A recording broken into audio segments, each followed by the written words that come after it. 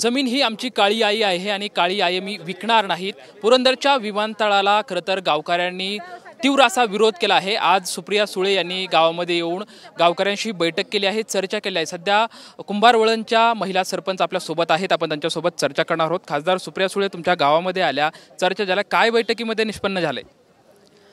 त्यांच्याशी चर्चा करताना तर हे निष्पन्न झाले की ते आम्हाला पाठिंबा देतात विमानतळ विरोधामध्ये।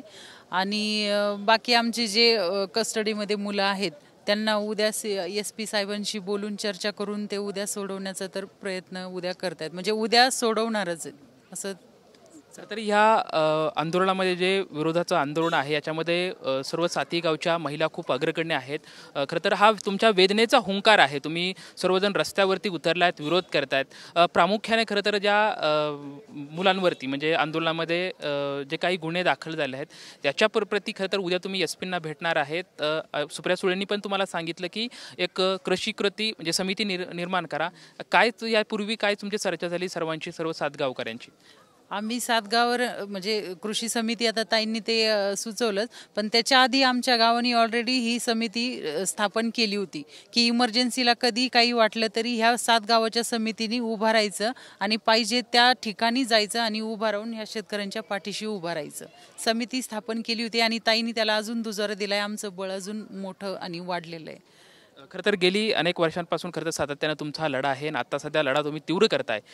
सुप्रिया सुळे यांनी तुम्हाला असा विश्वास दिलाय का? आता म्हणजे तुमच्यासोबत आल्या, चर्चा केली, मात्र सर्व तुम्हा गावकऱ्यांना ठाम विश्वास आहे का ते आपल्या ताकदीनं तुमच्यासोबत राहतील आणि सर्व गावकरी पण तुम्ही एकसंध असतील? हो, राहिलेत आणि त्यांच्या बोलण्यात नाही आता हे ऑन रेकॉर्ड बोललेले आहेत। त्यांनी आम्हाला पाठिंबा दिलेला आहे आणि आम्ही त्यांच्याकडून ह्या सगळ्या शेतकरी महिलांशी त्यांनी 2 तास दिलेत। ही काही कमी गोष्ट नाही आहे। त्यांनी आमच्यासाठी वेळ दिला, चर्चा संवाद साधला आणि आमच्या आज गावामध्ये जी मयत झाली त्यांच्यासाठी त्या आवर्जून वेळ काढून आल्या। ही खूप मोठी गोष्ट आहे, हे शक्यतो होत नाही कधी, पण त्यांनी केलं आणि त्यांनी आम्हाला पाठिंबा दिलाय। त्याच्यामुळे ही जनता परत त्यांच्या पाठीशी उभं राहणार आहे हे मी खात्रीने सांगते। पुरंदरचे प्रतिनिधी करणार असणारे आमदार विजय शिवतारे ते असं म्हणतात की खरं तर तिथं विमानतळ व्हायला पाहिजे आणि जे आता सध्या विरोध करतात त्याच्यामध्ये दलाल घुसवलेले आहेत, अशी त्यांनी आज प्रतिक्रिया दिली। मला याच्याबद्दल मी जास्त नाही काही बोलू शकत। म्हणजे तुम्ही सर्व विरोधावर ठाम आहेत, तुम्ही सर्वांची आता पुढची भूमिका काय असेल, काय रणनीती असेल?